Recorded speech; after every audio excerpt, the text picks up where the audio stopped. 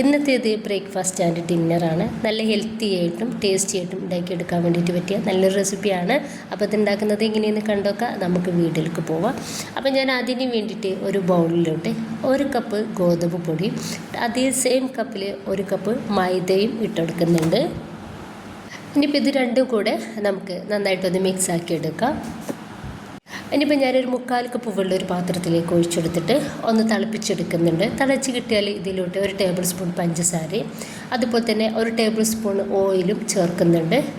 എന്നിട്ട് നമുക്കിത് നന്നായിട്ടൊന്ന് മിക്സ് ആക്കിയെടുക്കാം. ഈ ഒരു സമയത്ത് ഇതിലോട്ട് ആവശ്യത്തിനുള്ള ഉപ്പ് ചേർക്കുക. ഗ്യാസ് ഓഫ് ചെയ്തിട്ട് ശേഷം നമ്മളിതിലേക്ക് പൊടി ഇട്ടെടുത്തിട്ട് ഒന്ന് മിക്സ് ആക്കിയെടുക്കുക. ഇനിയിപ്പോൾ നമുക്ക് ഇത് കൗണ്ടർ ടോപ്പിലേക്ക് ഇട്ടെടുത്തിട്ട് ചപ്പാത്തിയിലേക്ക് കുഴച്ചെടുക്കുന്ന അതേ രീതിയിൽ ഒന്ന് കുഴച്ചെടുക്കുക. എന്നിട്ട് നമുക്ക് ഈ ഒരു ചൂട്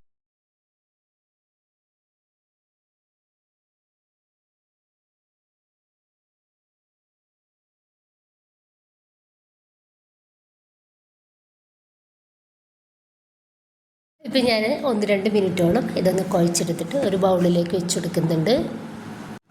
1-2 മിനിറ്റ് മാത്രം നമുക്കിത് റെസ്റ്റ് ചെയ്യാൻ വേണ്ടിയിട്ട് ഒന്ന് മാറ്റി വെക്കാം. അതിനുശേഷം ഞാനിതൊന്ന് പുറത്തെടുത്തിട്ട് മീഡിയം സൈസിലുള്ള ബോൾസുകളാക്കിയിട്ട് ഒന്ന് കട്ട് ചെയ്തെടുക്കുന്നുണ്ട്. അതിൻ്റെ ശേഷം ഓരോ ബോൾസും നമ്മുടെ പത്തിരി പ്രസ്സിൽ വെച്ചിട്ട് ജസ്റ്റ് ഒന്ന് പ്രസ്സാക്കി എടുത്തിട്ടുണ്ട്. അതിൻ്റെ ശേഷം കൗണ്ടർ ടോപ്പിലേക്ക് കുറച്ച് മൈദ ഒന്ന് ഇട്ടെടുത്തിട്ട് നമുക്കിതൊന്ന് പരത്തിയെടുക്കാം. എത്രയും തിന്നായിട്ട് പരത്തിയെടുക്കാൻ വേണ്ടി പറ്റുമെങ്കിൽ അത്രയും തിന്നായിട്ട് തന്നെ നമ്മളിതൊന്ന് പരത്തിയെടുക്കാവുന്നതാണ്.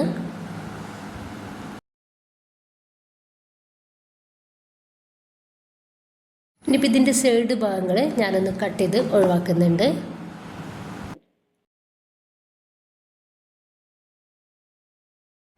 ഇനിയിപ്പോൾ ഞാൻ എടുത്തിട്ടുള്ളത് വെളിച്ചെണ്ണയാണ്. ബ്രഷ് വെച്ചിട്ട് ഞാൻ എല്ലായിടത്തും വെളിച്ചെണ്ണ ഇതുപോലെ ഒന്ന് തേച്ച് കൊടുക്കുന്നുണ്ട്. അതിൻ്റെ ശേഷം കുറച്ച് മൈദ തൂവി കൊടുക്കുക. കൈ വെച്ചിട്ട് എല്ലായിടത്തും ഇതുപോലെ ഒന്ന് സ്പ്രെഡാക്കി കൊടുക്കുക. അതിൻ്റെ ശേഷം നമുക്കിതാ ഒരു സൈഡിൽ നിന്നും ഇതുപോലെ മടക്കി കൊടുക്കുക. അവിടെയും നമുക്ക് വെളിച്ചെണ്ണ തേച്ചെടുക്കുക. എന്നിട്ട് മൈദ ഇട്ടെടുക്കുക. പിന്നെ ഇതാ ഈ ഒരു സൈഡിൽ നിന്നും നമുക്കിതുപോലെ മടക്കി കൊടുക്കുക. അവിടെ നമുക്ക് എണ്ണ തേച്ചെടുക്കുക. പിന്നെ നമുക്ക് മൈദ ഇട്ടെടുക്കുക. എന്നിട്ട് സ്പ്രെഡാക്കി കൊടുക്കുക. ഈ ഒരു പ്രോസസ്സായിട്ട് നമ്മളിതൊന്ന് ചെയ്തെടുക്കുക.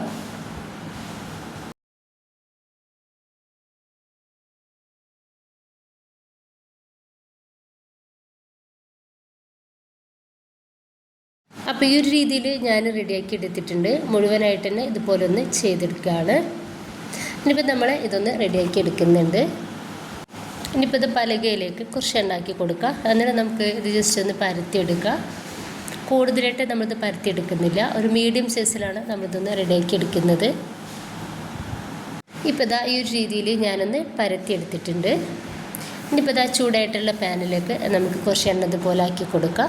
എന്നിട്ട് അതിലേക്ക് വെച്ചിട്ട് മീഡിയം ഫ്ലെയിമിൽ വെച്ചിട്ട് വേണം നമ്മളിതൊന്ന് റെഡിയാക്കി എടുക്കാൻ വേണ്ടിയിട്ട്. 2-3-4 പ്രാവശ്യം നമുക്ക് ഇത് തിരിച്ച് മറിച്ചിട്ടെടുത്തിട്ട് റെഡിയാക്കി എടുക്കുക. ഇനിയിപ്പോൾ മേലെ കുറച്ച് ഓയിൽ ഇതുപോലെ തേച്ച് കൊടുക്കുക. എന്നിട്ട് നമുക്കിതാ ഇതൊന്ന് റെഡിയാക്കി എടുക്കാം. ഇപ്പോൾ ഇതൊന്ന് റെഡി ആയിട്ടുണ്ട്. നമുക്കിത് പാനിൽ നിന്നും ഒന്നെടുത്ത് മാറ്റാം.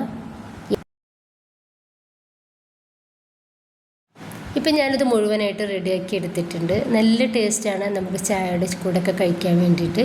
ഇതിലോട്ട് നമുക്ക് കറിയോടൊന്നും ആവശ്യമില്ല കേട്ടോ. എല്ലാവരും ഉണ്ടാക്കി നോക്കാം. നിങ്ങളുടെ അഭിപ്രായങ്ങൾ അറിയിക്കുക. ഇഷ്ടമായിട്ടുണ്ടെങ്കിൽ സപ്പോർട്ടൊക്കെ ഉണ്ടാവാം.